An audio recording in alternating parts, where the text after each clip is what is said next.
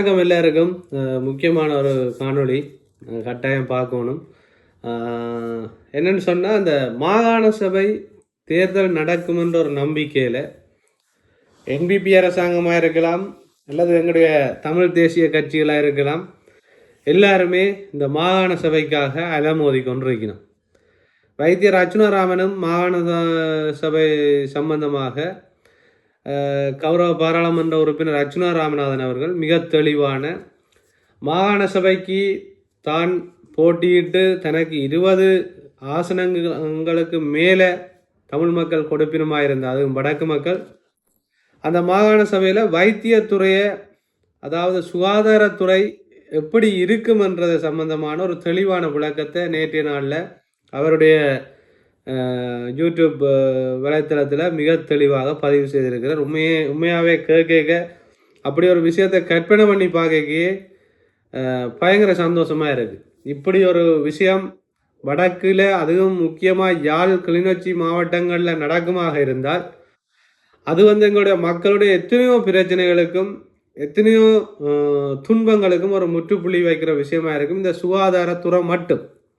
அதை விட மற்ற துறைகள் சம்பந்தமான தன்னுடைய மாகாண சபைக்குரிய வாக்குறுதிகளை அடுத்தடுத்த காணொளிகளில் தான் தெளிவாக கொடுப்பேன் என்ற வாக்குறுதியையும் வழங்கியிருக்கிறார். உண்மையிலேயே ஒரு சுகாதாரத்துறையை நடத்தக்கூடிய திறமை யாருக்கு இருக்குதுன்னு சொன்னால், அந்த சுகாதாரத்துறைக்குள்ள ஊழல்கள் நடக்கும்போது பார்த்து கொண்டு சிரித்து கொண்டிருந்த ஆக்களுக்கோ, அல்லது ஊழல் நடந்தால் கொண்டு போய் லஞ்ச ஊழல் ஆணைக்குழுவில் கொடுங்கோவன் ஏன் ஃபைலை தூக்கி கொண்டு திரியிறீங்களன்றவைக்கோ இல்லை.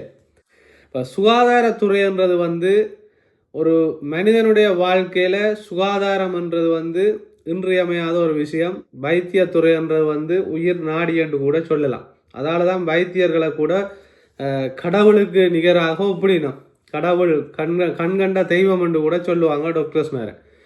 உண்மையிலேயே இந்த மாகாண சபை சம்பந்தமான விஷயங்களை வைத்தியர் அர்ச்சுனா ராமநாதன் தெளிவுபடுத்த அதை கேட்க உண்மையாகவே ஆச்சரியமாக இருந்தோம். உடம்பெல்லாம் ஒரு புல்லரிக்கிற மாதிரி இருந்தது. என்னென்னு சொன்னால், இப்படி ஒரு விஷயங்கள் எல்லாம் நடந்தா இப்போ இவ்வளவு காலமும் அவர் வைத்தியர்களுக்கு எதிரானவர் என்ற ஒரு தோற்றப்பாட்டை ஊழல்வாதி வைத்தியர்கள் உருவாக்கி வச்சிருந்தவர். ஆனால் நேற்றைய நாளில் அவருடைய அந்த சுகாதாரத்துறை சம்பந்தமான சுகாதார அமைச்சர் எப்படி இருக்கணும், அமைச்சர் யாராக இருக்கணும், சுகாதாரத்துறைக்குள்ள வைத்தியர்களுக்கு இருக்கிற சிறப்புரிமை, அதாவது சிறப்புகள் என்ன, வைத்திய அதிகாரிகளுக்கு இருக்கிற சிறப்புகள் என்ன, நர்சிங் ஸ்டாஃபுக்கு இருக்கிற சிறப்பு என்ன, மைனர் ஸ்டாஃபுக்கு இருக்கிற சிறப்பு என்ன, அவைகளை எப்படித்தான் இந்த மாகாண சபையை பயன்படுத்தி அவர்களுக்குரிய சலுகைகளை வழங்கி எப்படி ஒரு நல்ல மனநிலையோட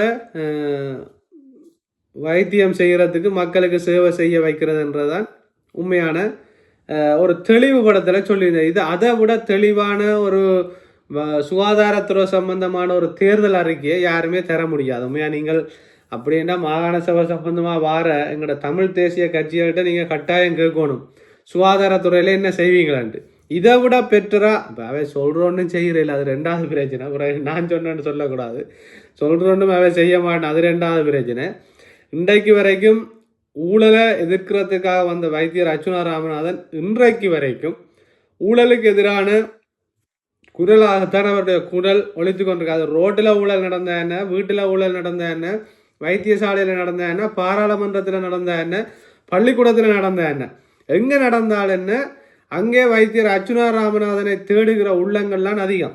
இப்போ காலையில் ஒரு வீடியோ பார்த்தேன், இஸ்லாமிய சகோதரர்கள் அவரை வாகனத்தில் துரத்தி கொண்டு வந்து ஒரு ஃபோட்டோ எடுக்கிறதுக்காக முன்னுக்கு கொண்டு வந்து அவருடைய வாகனத்தை நிப்பாட்டி அதில் படம் பிடிச்சி கொண்டு போகிறாங்க. இப்போ இதெல்லாம் கேட்க வைத்தியர் அர்ச்சுனாவுக்கு எதிராக அவர் மாகாண சபையில் வெல்ல மாட்டார், அவருக்கு மாகாண சபையில் ஒரு ஓட் கூட விழாது, அவர் மாகாண சபையில் கனவு காண்றாரெண்டெல்லாம் இந்த புத்தகங்கள் எழுதி கொண்டிருக்கிற ஆக்களும் புலம்புற ஆக்களுக்கும் கொஞ்சம் புளியை கரைச்சி வயிற்றில் ஊற்றின மாதிரி தான் இருக்கும். இது வெறும் ஆரம்பம்தான். இப்போ நாங்கள் சுகாதாரத்துறை சம்பந்தமாக வருவோமே. இப்போ சுகாதாரத்துறையில் எவ்வளவு பெரிய மாற்றங்களை உருவாக்கலாம், அதை எப்படி இலகுவான முறையில் கொண்டு போய் சேர்க்கலாம், மக்கள் மத்தியில், முக்கியமாக மக்கள் மத்தியில் இந்த வைத்தியர்கள் மனரம்யமாகவும் சந்தோஷமாகவும் மக்களுக்கு சேவ மனப்பான்மையோட மனப்பான்மையோட வைத்தியங்களை செய்து மக்களை எப்படி அவர்களுடைய சேவையை என்ன சொல்கிற ஒரு திருப்திகரமான சேவையாக செய்கிறதுக்கு என்ன வழின்றதை உண்மையாகவே ஒரு அறிவு சார்ந்த ஒரு பதிலாக தான் நான் இதை பார்க்குறேன். என்னென்னு சொன்னால் யோசித்து பாருங்க, இவ்வளவு பிளான் இருக்கிற இவ்வளவு திட்டங்களோடு இருக்கிற ஒருவர் மாகாண சபை முதலமைச்சராக வந்தால், அதுவும் அதே துறைக்குள்ளே இருந்து போராடி இன்றைக்கு ஒரு பாராளுமன்ற உறுப்பினராக வந்திருக்கிறவர், அவற்றை பிரச்சனையே இப்படி மக்களுக்கு ஒரு மக்கள் மனப்பூர்வமாக திருப்தி அடைஞ்சு போகிற ஒரு வைத்திய சேவையை செய்கிறாங்க இல்லைன்னு தான் கேள்வி கேட்க வழிகிட்டவர். சாவச்சேரியில் இருக்கிறவ ஏன் யாழ்ப்பாணத்துக்கு பிரசவம் பார்க்க போகணுமென்றதான் அவருடைய கேள்வி. அதை விட வைத்தியசாலை வைத்திய சேவை கண்டு வாரவை ஏன் புறக்கணிக்கப்படணுமென்றதான் அவற்றை கேள்வி. இப்போ இப்படிப்பட்ட ஒரு மனநிலை உள்ளவர், இப்படிப்பட்ட ஒரு சேவை மனப்பான்மையோட அரசியலுக்குள்ளே வந்திருக்கிறவர் நிச்சயமாக மாகாண சபை முதலமைச்சராகவோ அல்லது மாகாண சபை அவற்றை கையில் கிடைக்குமாக இருந்தால் அவருடைய சேவைகள் சரியான வித்தியாசமாக இருக்கும்.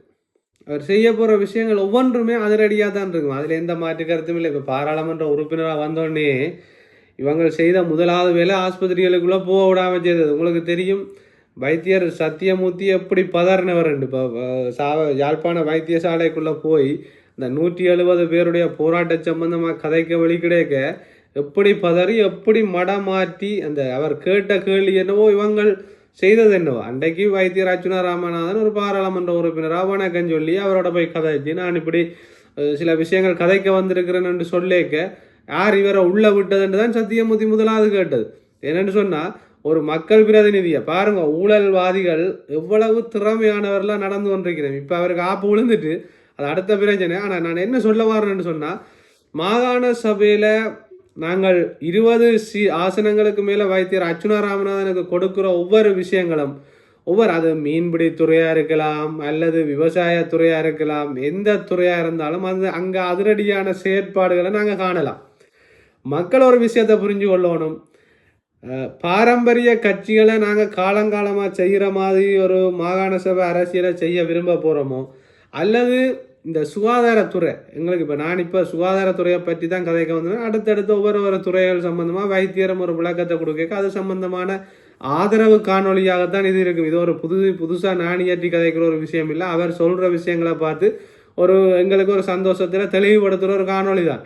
இப்போ இந்த சுகாதாரத்துறைக்குள்ளே வைத்தியர்களுக்கு கிடைக்க போகிற அந்த அவர்களுடைய சலுகைகள், இப்போ வைத்தியர்கள் சந்தோஷமாக மன நிம்மதியோட அவங்க இருந்தால் தான் வருகிற நோயாளிகளை அன்பாக அரவணைச்சு அவர்களை பக்குவமாக கவனித்து அவங்களோட பாஞ்சு விழாமல் எரிஞ்சு விழாமல் அவங்களோட கோவப்படாமல் அவைக்குரிய மருத்துவங்களை அவைக்குரிய மருத்துவ சேவைகளை வடிவாக நிதானமாக செய்வினோம். இப்போ எங்களுக்கு வீட்டை பிரச்சனைன்னா ரோட்டில் போக அவங்க என்ன கதைச்சாலும் பார்க்குறவன் என்னத்தை கதைச்சாலும் நல்லதுக்கு தான் சொன்னாலும் எங்களுக்கு கடுப்பாகும். ஏன் சொல்லுங்க, அப்போ நாங்கள் வீட்டை ஒரு பெரிய பிரச்சனையோட வாரோம். இப்போ வீட்டை பிரச்சனை இல்லாமல் வீட்டை நல்ல வடிவாக எல்லாமே சந்தோஷமாக நடந்து நிம்மதியாக நாங்கள் வேலைக்கு வரைக்கும் எங்களோட மனநிலையும் கொஞ்சம் ஃப்ரெஷ்ஷாக இருக்கும், மனசும் நல்லா இருக்கும். ஒருத்தர் கதை கேட்க நாங்கள் அன்பாக கதைப்போம், தெளிவாக கதைப்போம், அப்படித்தானே. இப்போ பாருங்கள், சில டீச்சர்ஸ் மேர் ஏன் டீச்சர்ஸ் மேர்ன்னு சொல்லுவாங்க. நாங்கள் இப்போ மருத்துவத்துறையை பற்றி தானே சில டாக்டர்ஸ் மேரை பாருங்க, அங்கே இரு இங்கே வராத அப்படி இப்படின்னுலாம் கற்றுக்கணும். அதுக்கு காரணம் அவைக்கு பின்னுக்கு இருக்கிற பிரச்சனை எல்லாம். இப்போ அவைக்கு ஒரு சந்தோஷமான வாழ்க்கை, நல்ல குவார்ட்டர்ஸ், நல்ல ஏசி, இப்போ வெக்க காலத்தில் அவை கொஞ்சம் ஃப்ரீயாக இருந்து ஏன்னா டாக்டர்ஸ்ன்றவை சரியாக பாதுகாக்கப்பட வேண்டிய அதை தெளிவாக வைத்தியர் அர்ச்சுனா சொல்லியிருக்கிறார். இன்றைக்கு வைத்தியர்கள் வெளிநாட்டுக்கு ஓடுறதுக்கு காரணம் அவைன்ற படிப்பு, அவைன்ற முயற்சிகள், அவை செலவழித்த காலங்கள், அவை அதுக்கு செலவழித்த பணங்கள் அதிகம். ஆனால் இங்கே கிடைக்கிறது அவைக்கு சரியான குறைவும், மற்றது அவை சரியாக கஷ்டப்படணும். அப்போ அவங்களை எதிர்பார்த்து படித்தது எதிர்பார்த்த விஷயங்கள் நடக்கலைன்றேக்கு அவைக்கு அது ஒரு பெரிய இழப்பு. அப்போ இதெல்லாம் எங்கே காட்டப்படும்னு சொன்னால் நோயாளிகள்கிட்ட, வைத்தியசாலைக்கு போகிற பயனாளிகள்கிட்ட தான் காட்டப்படும். ஆகவே வைத்தியர் அர்ச்சுனா ராமநாதனுடைய இந்த சுகாதாரம் சம்பந்தமான இந்த தெளிவுபடுத்தல், மாகாண சபைக்கான சுகாதாரத்துறை சம்பந்தமான ஒரு வாக்குறுதி மிகவும் ஒரு சிறப்பானது. இப்போ தமிழ் மக்கள் ஒரு விஷயத்தை புரிஞ்சு கொள்ளணும். எங்களோட யாழ்ப்பாண வைத்தியசாலையாக இருக்கலாம், சாவச்சேரி வைத்தியசாலையாக இருக்கலாம், சங்கான வைத்தியசாலையாக இருக்கலாம், ஏன் இந்த தீவகங்களில் இருக்கிற கார்நகர், நெடுந்தீவு இப்படிப்பட்ட வைத்தியசாலைகளாக இருக்கலாம். எல்லா வைத்தியசாலைகளுக்கும் வைத்தியர் அர்ச்சுனா ராமநாதன் ஒரு முதலமைச்சராகவோ அல்லது ஒரு சுகாதார அமைச்சராகவோ பாராளுமன்றத்தில் தெரிவு செய்யப்பட்டு வந்தாராக இருந்தால் மாகாண சபை நடக்காட்டி அவர் ஒரு சுகாதார அமைச்சராக வரணுமன்றதான் என் ஆசை, என் தனிப்பட்ட விருப்பம். மாகாண சபை நடக்கலைன்னா அவர் ஒரு கேபினெட் சுகாதார அமைச்சராக வந்தாராக இருந்தால் எல்லா வைத்தியசாலைகளும் எப்படி இருக்குமென்றதை நீங்களே கற்பனை பண்ணி பார்த்துக்கொள்ளுங்க. என்னென்னு சொன்னால் ஒரு எதிர்க்கட்சி பாராளுமன்ற உறுப்பினராக இருக்கையே சத்தியமூர்த்தி வைத்தியர் அவர்களுக்கு அவ்வளவு நடுக்கம் இருந்து இவர் என்ற வைத்தியசாலைக்குள்ளேயே வரக்கூடாதுன்ற ஒரு வழக்கை கொண்டு போய் பதிவு செய்வாராக இருந்தால் மற்ற வைத்தியசாலைகள் எல்லாம் ஒரு அமைச்சர் சுகாதார அமைச்சர் வைத்தியசாலைக்குள்ளே வரக்கூடாதுன்னு யாரும் சொல்லிடாதே. பாராளுமன்ற உறுப்பினரையே சொல்லிடாது. அது ஊழல்வாதிகள் நிறைந்த இந்த அரசாங்கம்ன்றதால ஒன்றும் செய்யலாது. சில விஷயங்கள் அது எதுக்கெடுத்தாலும் நீதிமன்றத்துக்குள்ளே போய் பூந்து நின்று கொண்டு ஊழல்வாதிகளை முழு பேரையும் காப்பாற்றுறது நீதிமன்றம், அது அடுத்த பிரச்சனை. இப்போ நான் என்ன சொல்ல வரேன்னு சொன்னால் இந்த சுகாதார அமைச்சு என்ற ஒரு விஷயத்தை, சுகாதாரம்ன்றது வடக்கு கிழக்கின்ற உயிர் நாடி. இப்போ இன்றைக்கெல்லாம் அன்றாபுரத்துக்கும் கொழும்புக்கும் எங்கே பெரிய பெரிய வைத்தியசாலைகளுக்கெல்லாம் ஓடி போயிடும். எங்கட ஊரில் இருக்கிற அரச வைத்தியசாலைகள் மக்களுடைய வைத்தியசாலைகளே அந்த லெவலுக்கு தரம் உயர்த்துறது சம்பந்தமான ஒரு திட்டம் இருக்கிற ஒரு அது சம்பந்தமான ஒரு சரியான அறிவு இருக்கிற ஒருத்தரை கொண்டு முதலமைச்சராக இருத்தி விட்டோம்டா ஏதாவது தவறு நடக்கும்னு நினைக்கிறீங்களா?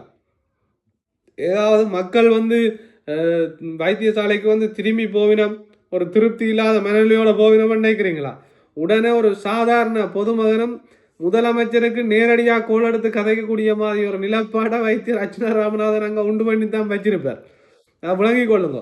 வேலை செய்கிற வைத்தியர்களுக்கும் தெரியும் இது வைத்தியர் அர்ச்சுனாவோட காதுக்கு போச்சுதுன்னு சொன்னால் தனக்கு ஆஃப் பண்ணுறது வடிவாக தெரியும். அதால் சரியான முறையில் தான் இந்த வைத்தியர் நடக்கும். அவருடைய விருப்பு, அவர் மேலே இருக்கிற தனிப்பட்ட விருப்பு வெறுப்புகளை பார்த்து எங்கட உடலுக்கு வரப்போகிற ஆரோக்கியங்களையும் நல்ல விஷயங்களையும் புறக்கணிப்பமாக இருந்தால் அது எங்கட தலையில் நாங்கள் தூக்கி போடுற மண்ணாக தான் இருக்க முடிய வேறு ஒன்றும் இல்லை. ஆகவே இந்த சுகாதாரத்துறை சம்பந்தமான ஒரு சரியான விளக்கத்தை வைத்தியர் அர்ச்சுனா ராமநாதன் கொடுத்திருக்கிறார். இதை மாதிரி ஒரு திட்டத்தை உங்களுக்கு தமிழ் தேசிய கட்சிகள் யாருமே கொண்டு இந்த போலி தமிழ் தேசியம் பேசுகிறார்கள் செய்ய போகிறதில்லை, இதுவரைக்கும் செய்ததும் இல்லை. அதை விளங்கிக் கொள்ளுங்க.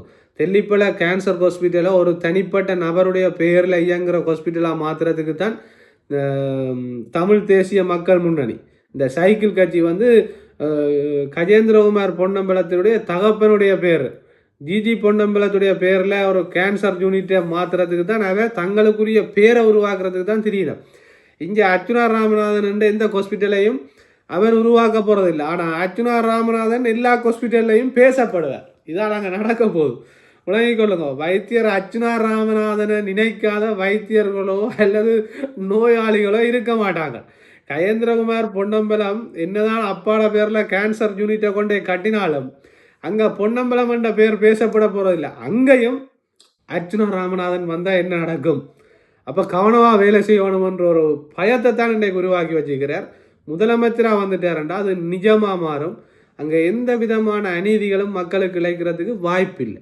அதால் தயவு செய்து மாகாண சபை நடக்குமாக இருந்தால் மாகாண சபை குறித்து மிக கரிசனையாக இருங்க.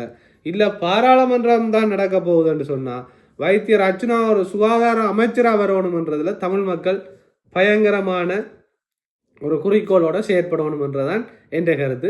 ஒவ்வொரு அமைச்சுகள் சம்பந்தமான வீடியோக்களை வைத்தியர் போடைக்க அது சம்பந்தமான ஒரு மகிழ்ச்சியான கலந்துரையாடலாக தான் இது இருக்குது. உண்மையாகவே இதை கேட்க சரியான சந்தோஷமாக இருந்தது. என்னென்னு சொன்னால் எந்த பாராளுமன்ற உறுப்பினரும் மக்கள் நிலைஞ்சார்ந்து இப்படியான ஒரு பதிவுகளையோ இப்படியான ஒரு திட்டங்களையோ சொல்ல போகிறது இல்லை. இன்றைக்கு நான் மாகாண சபை சம்பந்தமாக மற்ற கட்சிகளுடைய செயற்பாடுகளை நான் இப்போ உங்களுக்கு இன்னொரு வீடியோ ஒன்று போடுவேன் கட்டாயம். அந்த வீடியோவில் பாருங்க, மாகாண சபைக்காக அலைமோதும் அரசியல் கட்சிகள் என்ற ஒரு தலைப்பிலையோ ஏதோ ஒரு தலைப்பில் போடுவேன். இப்போ நினைப்பேன், பிறகு மறந்துடுவேன் வேலை பழக்கிற காரணமாக. அதனால் இந்த சுகாதாரத்துறை சம்பந்தமாக மிக தெளிவாகவும் மிக கரசனையோடும் தமிழ் மக்கள் இருக்கணும். மாகாண சபை ஒன்று வரமாயிருந்தால் அவர் மிக தெளிவாக சொல்லியிருக்கிறார், சீட் ஓட் தாரண்டா 20 சீட்டுக்கு மேலே கொடுக்கணும். இப்போ நாங்கள் போய் தமிழ் தேசிய மக்கள் முன்னணிகிட்டையோ அல்லது தமிழரசு கட்சிகிட்டையோ போய் ஒரு 2 சீட்டு கெஞ்சினா அவங்க கட்டாயம் தங்களோட குரலி வித்தியில் காட்டுவாங்க. காலங்காலமாக எப்படி செய்தாங்களோ அப்படி செய்வாங்க. தமிழ் மக்களுக்கு விடிவே வராது. ஆகவே வைத்தியர் அர்ச்சுனா ராமநாதன் போட போகிற ஆக்கள் எல்லாம் ஒரு டாக்டர்ஸ் மேர் இன்ஜினியர்ஸ் மேர் எங்களுடைய சமூகத்துக்கு சேவை செய்யக்கூடிய ஆக்களை தான் போட போகிறேன். அவைகள் புலவிட்டு அவைக்கு என்ன நடக்கும்ன்றதை அவர் சொல்ல தேவையில்லை, உங்களுக்கே தெரியும். அது உயிர் நண்பனாக இருந்தா என்ன, கூட பிறந்த சகோதரமாக இருந்தா என்ன, அல்லது இனி இல்லைன்ற நெருங்கின உறவினர்களாக இருந்தா என்ன, ஊழலன்ற ஒன்றை அவரோட இருந்து செய்கிறது இவ்வளவு கஷ்டம்ன்றது வடிவாக தெரியும். அதால் பயப்படாமல் அவர் நிறுத்துகிறாக்களுக்கு நாங்கள் வாக்களிக்கலாம்.